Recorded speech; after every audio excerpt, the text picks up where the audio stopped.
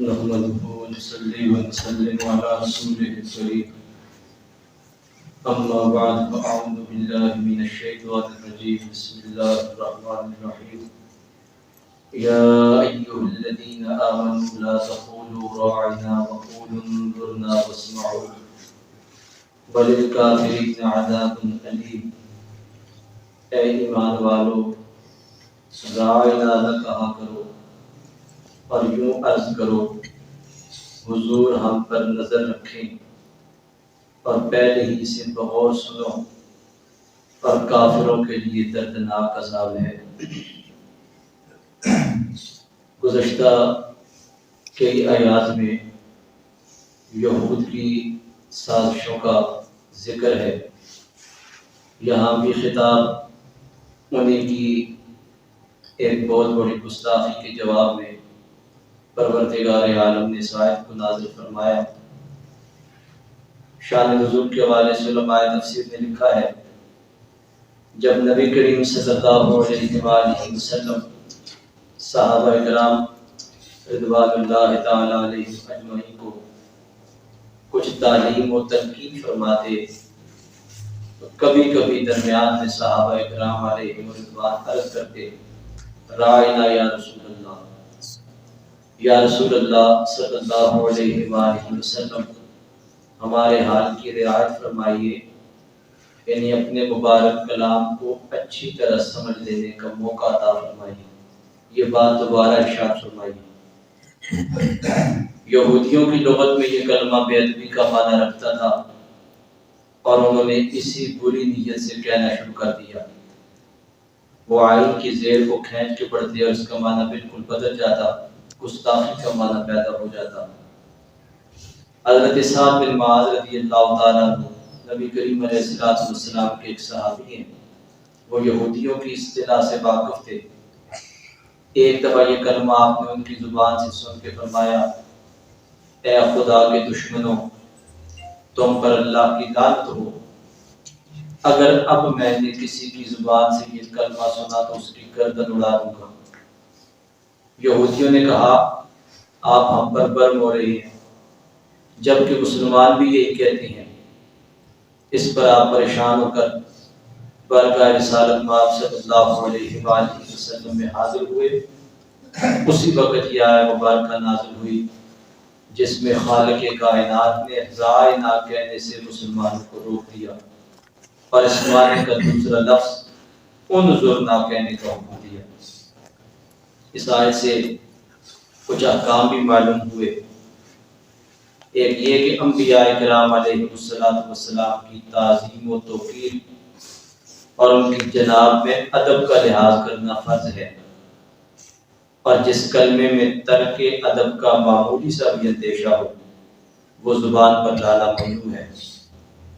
ایسے الفاظ کے بارے میں شرعی حکم یہ ہے کہ جس لفظ کے دو معنی ہوں، اچھے بھی اور برے بھی، اور لفظ بولنے میں اس برے معنی کی طرف بھی ذہن جاتا ہو، وہ بھی اللہ تعالیٰ اور حضور سید عالم صلی اللہ علیہ وآلہ وسلم کے لیے استعمال نہ کیے جائیں۔ یہ مسئلہ بھی معلوم ہوا کہ بارگاہ رسالت مآب صلی اللہ علیہ وآلہ وسلم وہ عظیم بارگاہ ہے جس بارگاہ کا ادب رب العالمین خود سکھا رہا ہے، اور تعظیم کے متعلق احکام خود جاری فرما رہا ہے۔ آیت مبارکہ کا آغاز ہے یا ایھا الذین آمنوا، اے ایمان والو، اور آگے تین حکم ہیں۔ راعنا نہ کہا کرو، ضرورت پڑے تو انظرنا کہا کرو، اور واسمعوا غور سے سنا کرو، تاکہ نہ راعنا کہنے کی ضرورت پڑے نہ انظرنا کہنے کی ضرورت پڑے۔ بار بار میرے محبوب کو وہ الفاظ کیوں دہرانے پڑے؟ پہلے غور سے سنو۔ یہ تین حکم دے کے آخر میں فرمایا کافروں کے لیے دردناک عذاب ہے۔ اب بظاہر آغاز اور آیت مبارکہ کا اختتام آپس میں کوئی مطابقت نہیں رکھتا۔ آغاز میں ایمان والوں سے خطاب ہے اور آخر میں فرمایا جا رہا ہے کافروں کے لیے دردناک عذاب ہے، تو بظاہر مطابقت نظر نہیں آتی۔ علماء تفسیر نے فرمایا مطابقت ہے، اور وہ یہ کہ ایمان والوں سے یہ فرمایا جا رہا ہے کہ میرے محبوب کی بارگاہ میں رائنا کا لفظ نہ کہو، انظرنا کا لفظ کہو، اور پہلے ہی غور سے سنو، اور جس نے رائنا کا لفظ کہتے ہوئے توہین اور بے ادبی کی وہ کافر ہو جائے گا، اور کافروں کے لیے دردناک عذاب ہے۔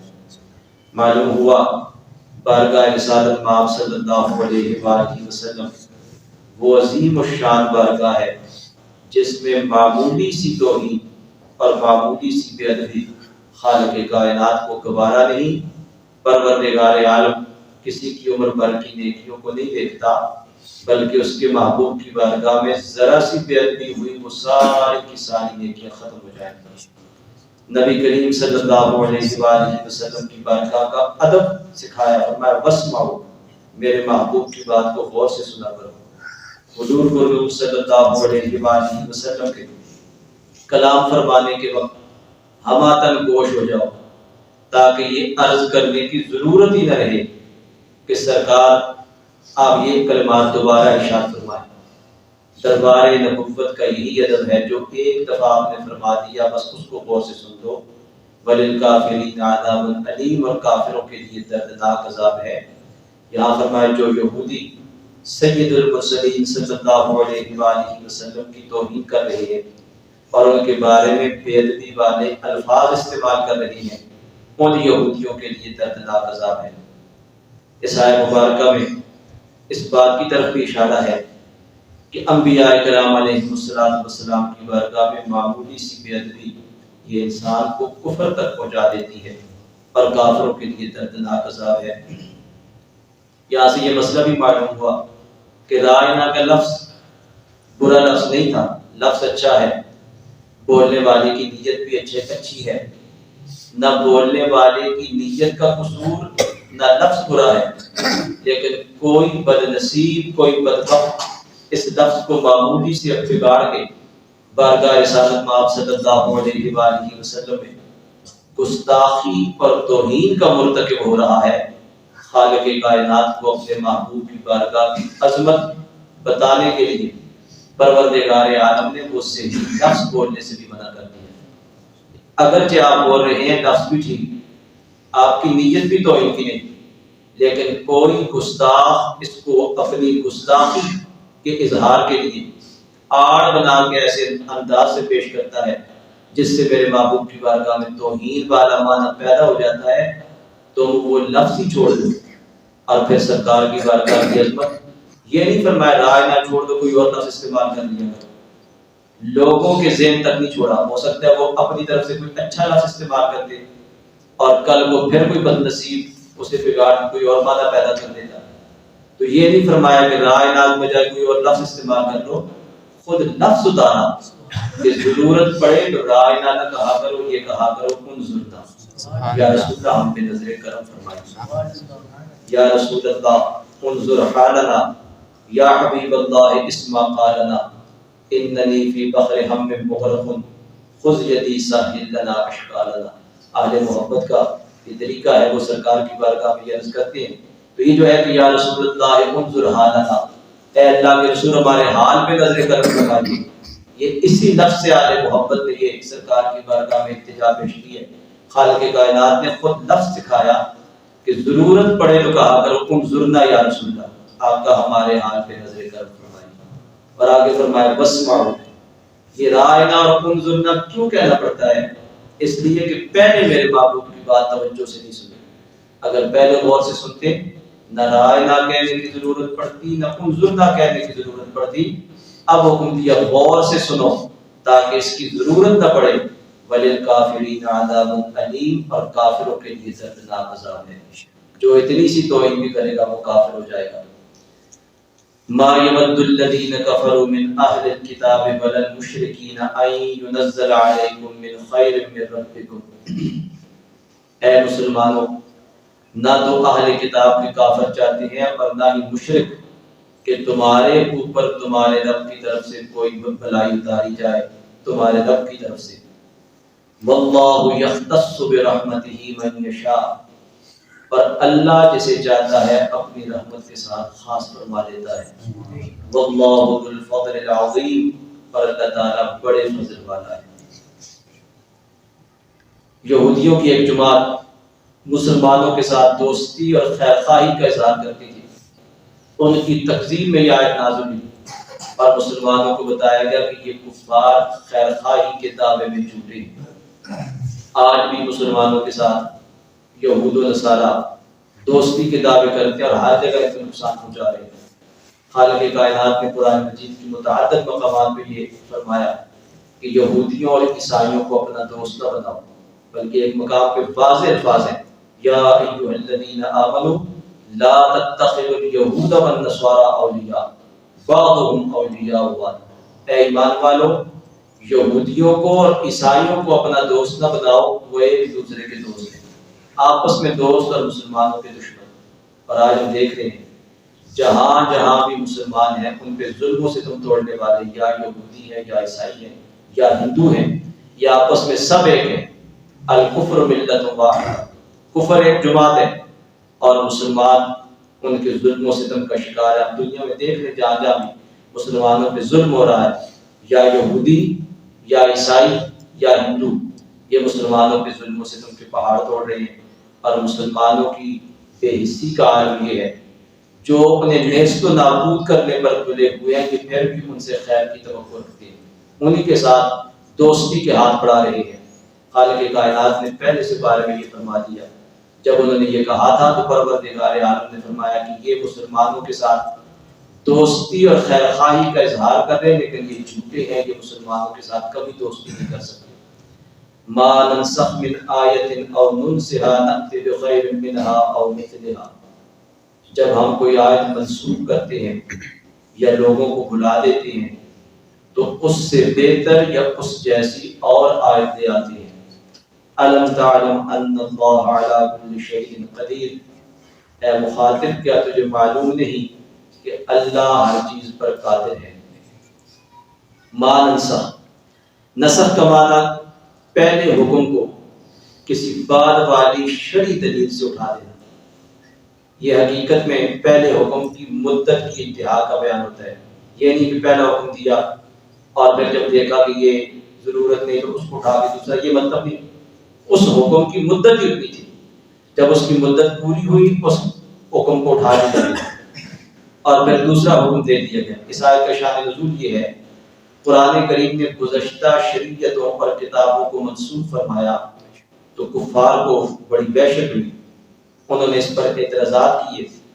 اس پر یہ آیت مبارکہ نازل ہوئی اور بتایا گیا کہ منسوخ بھی اللہ تعالیٰ کی طرف سے ہے اور ناسخ بھی اسی کی طرف سے ہے، اور دونوں عین حکمت ہیں، اور ناسخ کبھی منسوخ سے زیادہ آسان اور نفع بخش ہوتا ہے۔ قدرت الہی پر یقین رکھنے والے کو اس میں کسی قسم کا کوئی تردد نہیں ہوتا۔ کائنات میں مشاہدہ کیا جاتا ہے کہ اللہ تعالیٰ دن سے رات کو، گرمی سے سردی کو، جوانی سے بچپن کو، بیماری سے تندرستی کو، بہار سے خزاں کو منسوخ فرماتا ہے، اور یہ ساری نسخ اور تبدیلی اس کی قدرت کے دلائل ہیں۔ تو ایک آیت اور ایک حکم کے منسوخ ہونے میں تعجب کیا ہے؟ نسخ یہ حقیقت میں پہلے حکم کی مدت کا بیان ہوتا ہے کہ وہ حکم اس مدت کے لیے تھا، اب وہ مدت پوری ہو گئی، صرف یہ تھا کہ ہمیں وہ مدت معلوم نہیں تھی اور ناسخ کے آنے سے معلوم ہو گئی۔ کفار کا اعتراض جہالت اور ناسمجھی کی وجہ سے تھا، لیکن اہل کتاب کو کسی صورت یہ اعتراض نہیں کرنا چاہیے تھا، کیونکہ حضرت آدم علیہ السلام کی شریعت کے بہت سے احکام وہ بھی منسوخ مانتے ہیں، جیسے بہن بھائی کا آپس میں نکاح۔ یوں ہی یہودیوں سے پہلے ہفتے کے دن دنیاوی کام حرام نہیں تھے، ان پر حرام ہوئے۔ تورات میں حضرت نوح علیہ السلام کی امت کے لیے تمام جانور حلال تھے، جبکہ حضرت موسیٰ علیہ السلام پر بہت سے حرام کر دیے گئے۔ ان تمام چیزوں کے ہوتے ہوئے نسخ کا انکار یہ کسی طرح ممکن نہیں۔ نسخ کے بارے میں علماء تفسیر نے لکھا ہے کہ جس طرح کوئی آیت دوسری آیت سے منسوخ ہوتی ہے، اسی طرح حدیث متواتر سے بھی آیت منسوخ ہوتی ہے، اور کبھی صرف تلاوت منسوخ ہوتی ہے اور کبھی صرف حکم منسوخ ہوتا ہے۔ اور کبھی کبھی تلاوت اور حکم دونوں منسوخ ہوتے ہیں۔ بہقی شریف میں ایک حدیث ہے کہ ایک انصاری صحابی رات کو تہجد کے لیے اٹھے، سورہ فاتحہ کے بعد جو سورت ہمیشہ پڑھا کرتے تھے اسے پڑھنا چاہا، لیکن وہ بالکل یاد نہ آئی اور سوائے بسم اللہ کے کچھ نہ پڑھ سکے۔ صبح کو دوسرے صحابہ کرام سے یہ ذکر کیا، ان حضرات نے فرمایا ہمارا بھی یہی حال ہے، وہ صورت ہمیں بھی یاد تھی اور اب ہمارے حافظے میں بھی نہیں ہے۔ سب نے بارگاہ رسالت میں واقعہ عرض کیا، حضور پرنور صلی اللہ علیہ وآلہ وسلم نے ارشاد فرمایا آج رات وہ صورت اٹھا لی گئی ہے، اس کا حکم اور تلاوت دونوں منسوخ ہو گئے ہیں، بلکہ جن کاغذوں پر لکھی گئی تھی ان پر بھی وہ نقش باقی نہیں ہے۔ نقط بخیر منہا، ہم بہتر لے آئیں۔ فرمایا کسی آیت کو منسوخ فرمائیں یا بلا دیں تو اس کی جگہ ہم زیادہ آسان اور زیادہ ثواب والا یا کم از کم پہلے والے حکم کے برابر حکم لے آئیں گے۔ پہلے سے زیادہ سہولت والے کی مثال ہے، جیسے پہلے 10 گنا تک کے لشکر سے جہاد کا حکم تھا، پھر صرف 2 گنا تک کے لشکر سے جہاد میں ڈٹے رہنے کا حکم نازل ہوا۔ زیادہ ثواب کی مثال ہے، جیسے پہلے ایک قول کے مطابق روزے کی طاقت رکھنے والے کو بھی فدیہ دینے کی اجازت تھی، لیکن بعد میں اس پر روزے کا حکم ہی متعین کر دیا، جو فدیہ سے زیادہ ثواب والا حکم ہے۔ اور سہولت میں برابر کے حکم کی مثال ہے، جیسے بیت المقدس سے پھیر کر خانہ کعبہ کو قبلہ بنا دیا، حالانکہ دونوں کی طرف منہ کر کے نماز پڑھنے میں برابر درجے کی سہولت ہے۔ الم تعلم ان اللہ لہ ملک السماوات والارض، کیا تجھے معلوم نہیں کہ آسمانوں پر زمین کی بادشاہی اللہ ہی کے لیے ہے۔ وما لکم من دون اللہ من ولی ولا نصیر، اور اللہ کے مقابلے میں نہ تمہارا کوئی حمایتی ہے نہ ہی مددگار۔ اللہ تعالیٰ کو اختیار ہے کہ اپنے ملک میں جو چاہے جب چاہے قانون جاری کرے۔ جب کائنات میں تبدیلی ہوتی رہتی ہے، دن جاتا ہے رات آتی ہے، اور سارے جہان میں ہر طرح تبدیلی ہوتی رہتی ہے، تو شرعی قانون میں بھی تبدیلی ہو سکتی ہے، اور یہ تبدیلی مخلوق کی مصلحت کی وجہ سے ہے۔ من دون اللہ، اس کا مطلب ہوتا ہے اللہ کے مقابلے میں۔ اللہ تعالیٰ کے مقابلے میں کوئی کسی کی مدد نہیں کر سکتا۔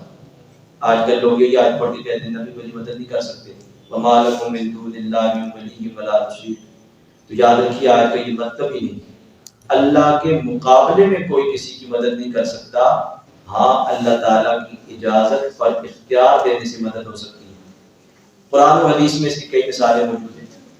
حضرت عیسیٰ علیہ السلام بیماروں، کوڑیوں اور نابیناؤں کی مدد کرتے تھے۔ فرشتوں نے غزوہ بدر اور غزوہ حنین میں مسلمانوں کی مدد کی۔ حضرت سلیمان علیہ السلام کے وزیر نے تخت بلقیس لا کر مدد کی۔ خود نبی کریم صلی اللہ علیہ وآلہ وسلم نے سینکڑوں مرتبہ صحابہ کرام رضی اللہ تعالیٰ عنہ کی کھانے میں، پینے میں، بیماریوں اور پریشانیوں میں مدد کی۔ بلکہ سرکار کے صحابہ کرام کے 2 گروہ ہیں، انصار اور مہاجرین۔ انصار کا معنی مددگار ہے، جنہوں نے مہاجرین کی مدد کی۔ حضور غوث پاک رضی اللہ تعالیٰ عنہ اور اولیاء کرام رحمۃ اللہ علیہ کا مدد کرنا، یہ لاکھوں لوگوں کے تجربات اور تواتر سے ثابت ہے۔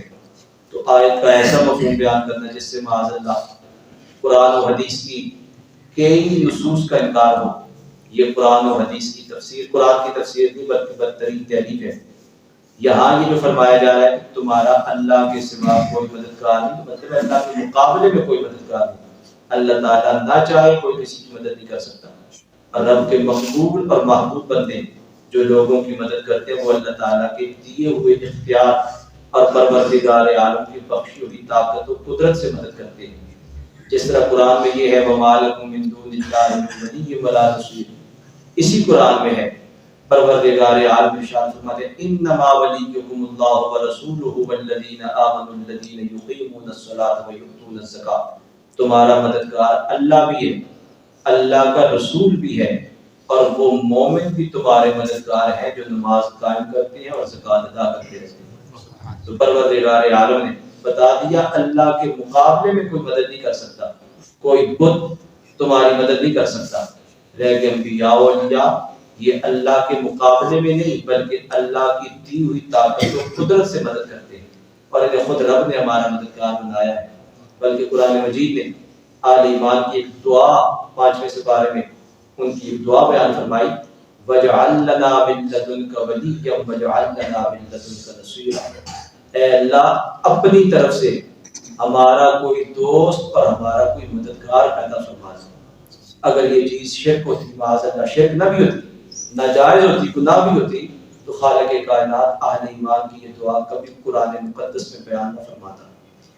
ام تريدون ان تسألوا رسولكم كما سئل موسى من قبل، کیا تم یہ چاہتے ہو کہ تم اپنے رسول سے ویسے ہی سوال کرو جیسے اس سے پہلے موسیٰ علیہ السلام سے کیے گئے؟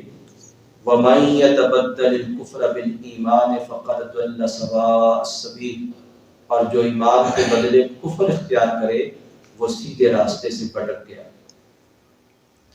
آیت مبارکہ کی تفسیر یہ ہے کہ یہودیوں نے نبی کریم صلی اللہ علیہ وآلہ وسلم کی بارگاہ میں عرض کیا کہ جس طرح حضرت موسیٰ علیہ السلام تورات لے کر آئے تھے، اسی طرح آپ بھی ہمارے پاس سارا قرآن ایک ہی مرتبہ لے کے آ جائیں۔ بعض نے یوں کہا کہ ہم آپ پر اس وقت تک ایمان نہیں لائیں گے جب تک آپ اللہ تعالیٰ اور فرشتوں کو ہمارے سامنے نہیں لے آتے۔ ان کے سوالات کے جوابات میں فرمایا گیا، کیا تم یہ چاہتے ہو کہ تم اپنے رسول حضرت محمد مصطفیٰ صلی اللہ علیہ وآلہ وسلم سے ویسے ہی سوال کرو جیسے آپ سے پہلے حضرت موسیٰ علیہ السلام سے کیے گئے؟ اے یہودیو، جب میرے حبیب صلی اللہ علیہ وآلہ وسلم کی نبوت کا درست ہونا دلائل اور معجزات سے ثابت ہو چکا، تو پھر ایسے لا یعنی سوال کیوں کر رہے ہو؟ اور اے ایمان والو، بے شک یہودی دھوکے باز اور تم سے حسد کرنے والے ہیں، اور ان کی تمنا یہ ہے کہ مسلمان کسی نہ کسی مشکل میں مبتلا ہو، لہٰذا ان کی کوئی ایسی بات قبول نہ کرو جو بظاہر نصیحت لگ رہی ہو، اور یاد رکھو کہ جو ایمان کے بدلے کفر اختیار کر کے اپنے دین سے پھر گیا وہ سیدھے راستے سے بھٹک گیا۔ اور اس کی دوسری تفسیر بھی بیان کی گئی کہ کفار مکہ نے نبی کریم علیہ السلام کی خدمت میں عرض کیا، آپ سارا قرآن ایک ہی مرتبہ لے آئیں۔ کسی نے کہا کہ اللہ تعالیٰ اور فرشتے ہمارے سامنے اعلانیہ آ جائیں، کسی نے کہا کہ آپ صفا کے پہاڑ کو سونے کا بنا دیں۔ ان کے سوالات کے جوابات میں ان سے فرمایا گیا کہ تم بھی اپنے رسول محمد مصطفیٰ صلی اللہ علیہ وآلہ وسلم سے اسی طرح فضول سوال کر رہے ہو جس طرح ان سے پہلے حضرت موسیٰ علیہ السلام کی قوم نے ان سے کہا تھا کہ ہمیں اعلانیہ خدا دکھا دو۔ حالانکہ آیات قرآنیہ کے نزول کے بعد دوسری نشانیوں کا مطالبہ کرنا یہ سیدھے راستے سے بھٹکنا ہے۔ اس آیت سے معلوم ہوا کہ کسی صحیح مقصد کے بغیر سوال کرنا ممنوع ہے، اور یہ بھی معلوم ہوا فضول سوال کرنا بھی ممنوع ہے۔ لہٰذا عام لوگوں کو چاہیے کہ وہ اس بات کو پیش نظر رکھیں اور علماء کرام سے وہی سوال کیے جائیں جن کی ضرورت ہو۔ اب ایسے سوال جن کی ضرورت نہیں، بعض لوگوں کی عادت ہوتی ہے وہ خواہ مخواہ بال کی کھال اتارتے ہیں، یہ کیوں ہے، کیسے ہے، یہ ایسے کیوں ہے۔ تو یہ ایسی باتیں شریعت اس کی اجازت نہیں دیتی، اور بعض ان کا امتحان دینے کے لیے یا ان کی لا علمی ظاہر کرنے کے لیے سوال کرتے ہیں۔ یہ ساری چیزیں ناجائز ہیں۔ حضرت ابو ہریرہ رضی اللہ تعالیٰ عنہ فرماتے ہیں، محبوب کریم علیہ السلام نے ارشاد فرمایا، میں تمہیں جس کام سے منع کروں اس سے رک جاؤ، جس کام کا حکم دوں اسے اپنی طاقت کے مطابق کرو۔ تم سے پہلے لوگوں کو محض ان کے سوالات کی کثرت اور اپنے انبیاء کرام سے اختلاف کرنے نے ہلاک کر دیا۔